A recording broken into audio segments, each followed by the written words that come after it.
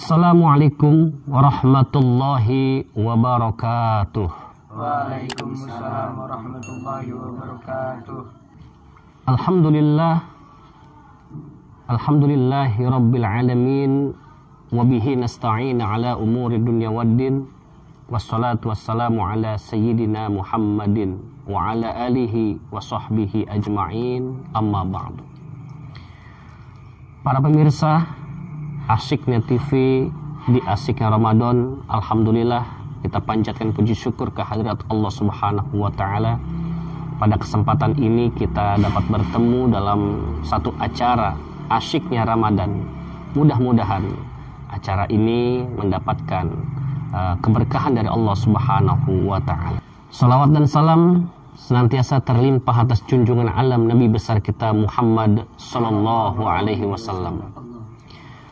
Para pemirsa, pada kesempatan ini kita akan membahas sebuah permasalahan tentang di bulan suci Ramadan, baik yang berkaitan dengan puasa ataupun yang berkaitan dengan zakat yang telah diwajibkan oleh Allah Subhanahu wa taala kepada umat Islam pada kesempatan kali ini. Mudah-mudahan pembahasan kajian kita pada kesempatan ini betul-betul kita semua mendapatkan ilmu yang bermanfaat, sehingganya kita dalam menjalani ibadah puasa di bulan suci Ramadan ini dan juga menjalankan ibadah yang berupa zakat, baik zakat fitrah ataupun zakat mal, mudah-mudahan sesuai apa yang diperintahkan oleh agama, yaitu dari Allah Subhanahu wa taala dan Nabi Muhammad sallallahu alaihi wasallam. Ibadah puasa di bulan suci Ramadan ini merupakan ibadah yang sangat luar biasa dan banyak sekali keutamaan dan juga banyak sekali kebaikan-kebaikan yang kita dapatkan. Di antaranya orang yang berpuasa di bulan suci Ramadan, man shoma ramadana imanan wa ihtisaban ghufira lahu ma taqaddama min dhanbi. Barang siapa yang berpuasa Ramadan dengan iman dan mengharap ridho Allah, maka dosa-dosanya dihapus, diampuni oleh Allah Subhanahu wa taala. Yang kedua, bahwasanya bulan suci Ramadan ini, puasa Ramadan ini merupakan ibadah yang sangat luar biasa. Yang kedua keutamaannya adalah bahwasanya segala dosa-dosa kita diampuni oleh Allah Subhanahu wa taala. Doa yang kita panjatkan di bulan Ramadan ini itu sangat mustajab dan diijabah oleh Allah Subhanahu wa taala. Dan juga amalan-amalan kita, ibadah kita di bulan suci Ramadan ini, pahala sunnah, amalan sunnah yang kita lakukan berpahala wajib. Dan amalan wajib yang kita lakukan di bulan suci Ramadan ini itu dilipat gandakan oleh Allah Subhanahu wa taala. Sungguh amat beruntung bagi orang-orang yang melaksanakan ibadah di bulan suci Ramadan ini dengan ikhlas, iman dan penuh dengan taqarrub, khusyuk kepada Allah Subhanahu wa taala, akan mendapatkan kebaikan-kebaikan yang Allah berikan kepada orang-orang yang beribadah di dalamnya. Mudah-mudahan ibadah kita, puasa kita, serta amal ibadah lainnya dapat diterima oleh Allah Subhanahu wa taala. Di dalam berpuasa, tentunya kita ingin mengharapkan puasa kita itu sah dan diterima oleh Allah Subhanahu wa taala. Salah satu ketentuan yang telah digariskan dalam fikih agar puasa kita itu sah dan diterima oleh Allah Subhanahu wa taala, kita harus mengetahui tentang pembatalan-pembatalan puasa, juga tentang pembatalan-pembatalan pahala puasa. Ada dua yang harus kita ketahui. Apa saja pembatalan puasa dan apa saja pembatalan yang menghapus pahala puasa. Yang pertama akan kita bahas, yaitu tentang pembatalan puasa. Salah satu penyebab puasa itu menjadi batal adalah yang pertama, mawasola amdan ila jawfih, masuknya sesuatu kepada anggota tubuh yang terbuka, maka itu dapat membatalkan puasa. Di antaranya, anggota tubuh yang terbuka itu adalah mulut. Ketika berpuasa, apabila mulut ini kita masukkan sesuatu dengan sengaja, maka puasanya menjadi batal. Kemudian yang selanjutnya, yang dapat membatalkan puasa adalah makan dan minum dengan sengaja. Ketika di bulan suci Ramadan, ketika kita berpuasa, lalu kita makan nasi, makan makanan apapun yang kita masukkan ke dalam mulut berupa makanan, kalau itu sengaja, maka puasanya menjadi batal. Minum es, makan gorengan, makan apapun, maka itu apabila sengaja ketika kita berpuasa, maka puasanya menjadi batal. Ustaz, mau nanya, apa hukumnya orang yang puasa makan di bulan puasa tapi lupa kalau ini bulan puasa gitu karena keseringan bulan-bulan lain, itu hukumnya apa, Ustaz? Ketika berpuasa lalu kita makan atau minum lupa, bagaimana puasanya? Nah, Rasulullah SAW bersabda, man akala nasiyan wa huwa shaim falyutimma shaumahu.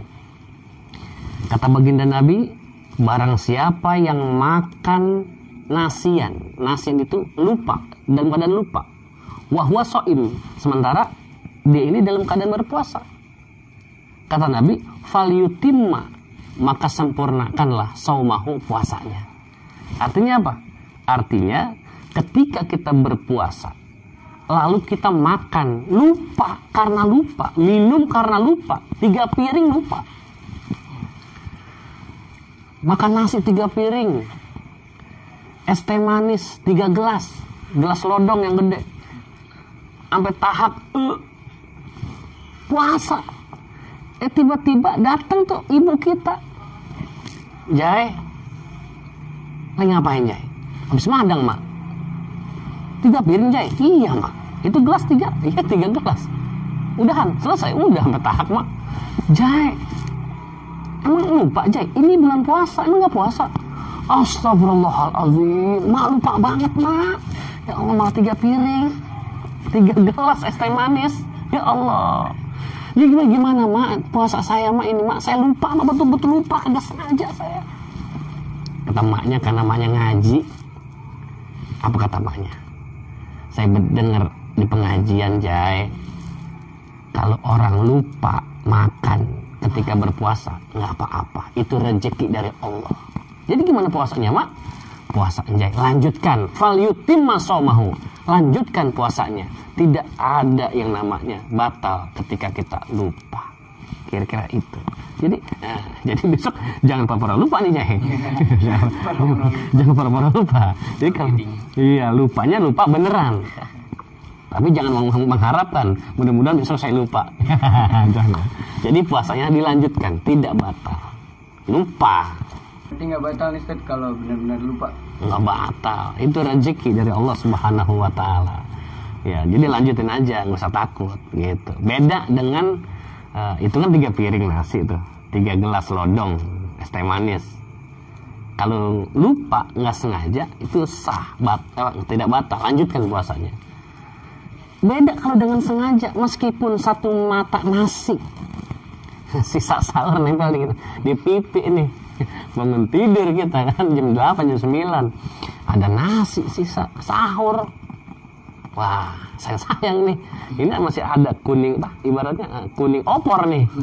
Dimakan aja sengaja, tanggung itu batal. Meskipun 1 mata, 3 piring nggak sengaja, nggak batal.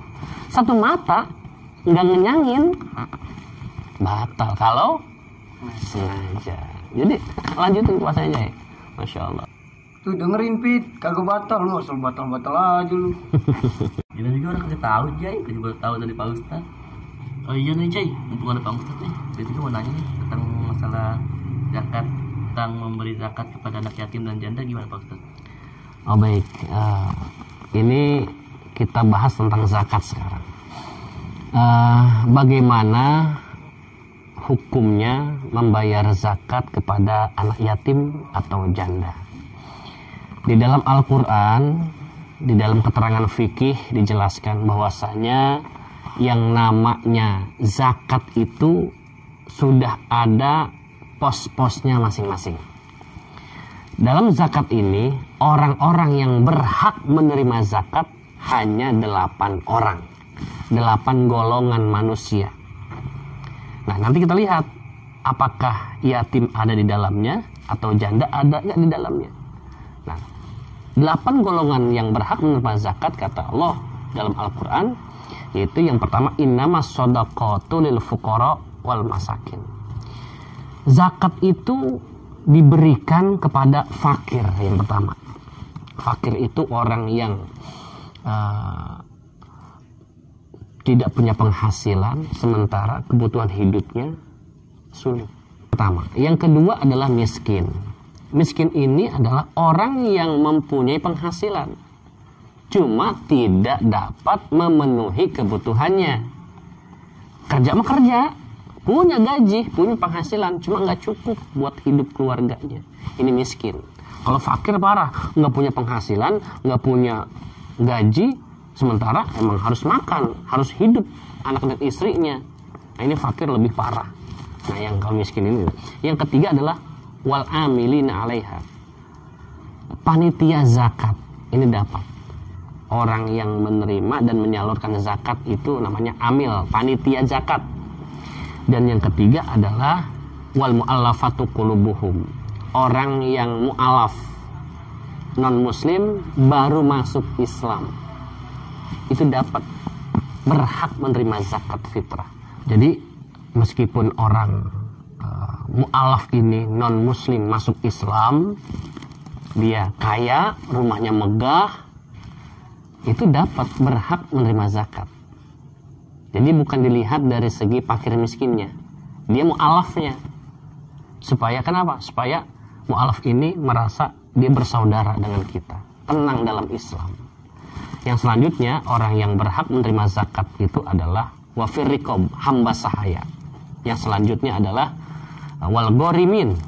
Wal ghorimin ini adalah orang-orang yang terlilit hutang. Banyak hutang di sono sini, bingung dia mau bayar pakai apa. Nah, Islam memberikan kepedulian kepada orang yang banyak hutang tadi. Jadi kita lihat nih, di tetangga kita, saudara kita yang banyak hutang siapa nih? Susah hidup segala macam. Zakat ke dia, bayar ke dia.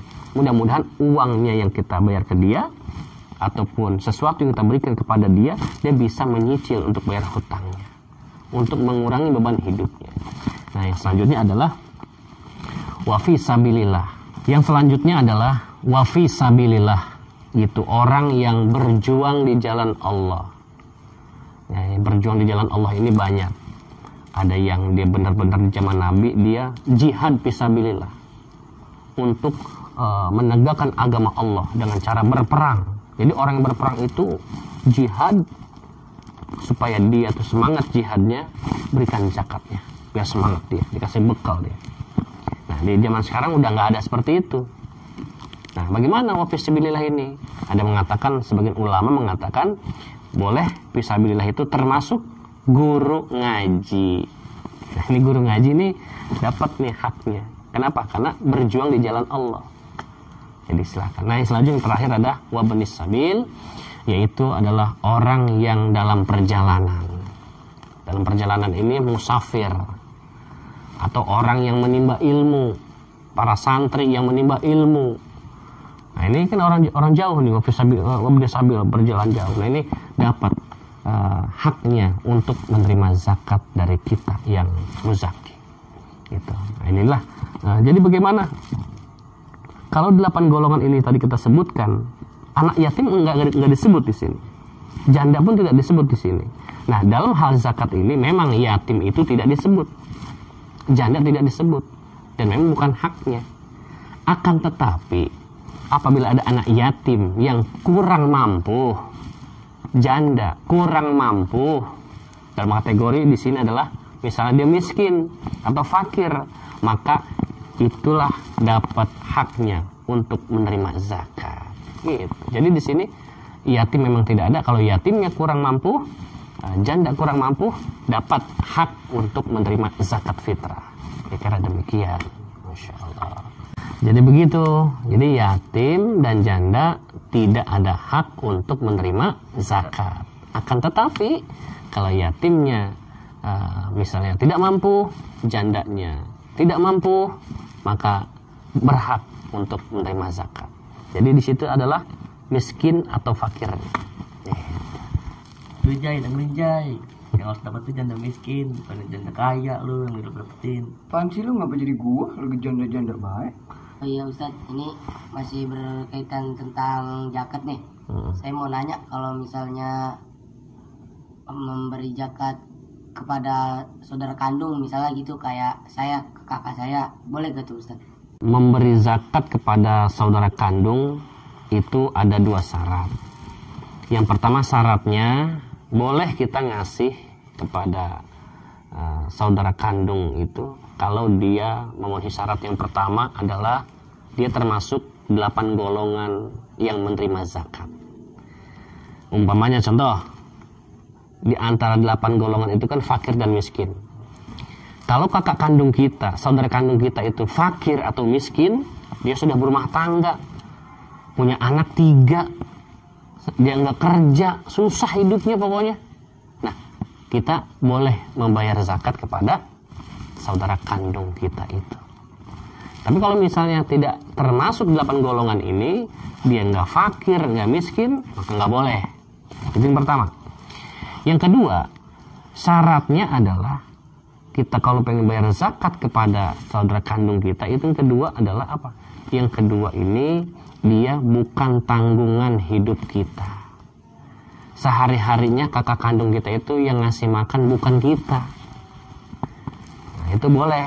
Kalau misalnya tanggungan kita sehari-hari, makanya itu tidak boleh. Makanya gini, ada pertanyaan lagi selanjutnya, bolehkah membayar zakat kepada anak kandung? Orang tua zakat kepada anak kandung, yang mana anak kandung itu masih dalam tanggungan orang tuanya. Maka orang tua nggak boleh memberi zakat kepada anak kandung. Kenapa nggak boleh? Karena anak kandung ini masih tanggungan orang tuanya. Begitu pula ke atas, anak yang sudah menikah nggak boleh membayar zakat kepada ibunya atau bapaknya. Karena ibunya udah tua, bapaknya udah tua, dia makannya itu, tanggungan hidupnya dijamin sama anaknya. Maka anak tidak boleh membayar zakat kepada orang tua kandung. Gitu. Jadi saudara kandung ini dengan 2 syarat tadi, kalau misalnya dia itu termasuk 8 golongan asnaf yang menerima zakat fitrah atau zakat mal, itu boleh. Yang kedua syaratnya bukan tanggungan kita dalam hidup sehari-hari. Gitu kira-kira. Itu Bang Zidan, Masya Allah.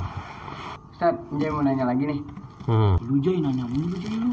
Bayar kagak, Ustaz kan mesti istirahat. Namanya orang belum tahu, kalau kita belum tahu harus cari tahu ya Pak Ustaz ya. Oke, ya silakan dah. Mau nanya apa lagi nih? Mau nanya kalau misalnya kita puasa nih, terus kita dipaksa batalin sama temen nih. Lu puasa gak? Puasa. Diancam. Diancam nih kalau lu puasa, lu harus batalin mau gue, kalau enggak gue tonjok lu gitu. Gimana tuh? Atau dibunuh lu? Iya gitu. Oh, gimana? Ini hebat nih. Jadi puasa, ketika kita berpuasa dipaksa untuk berbuka. Kalau lu nggak buka nih, lu bubak belur pokoknya. Nah, dalam fikih,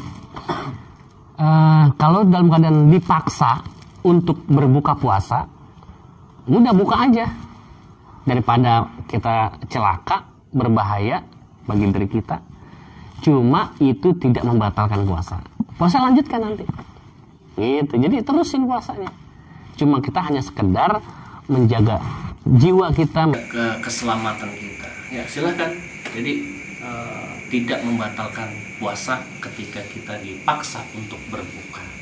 Begitu punya. Emang siapa sih Jay yang maksa-maksa ente? Pardut Ustaz, katanya kalau misalnya saya nggak ngikut dia Budi, saya mau ditibanin sama dia. Subhanallah, Masya Allah. Jadi ente takut sama dia? Ntar saya nggak bisa napas Ustaz.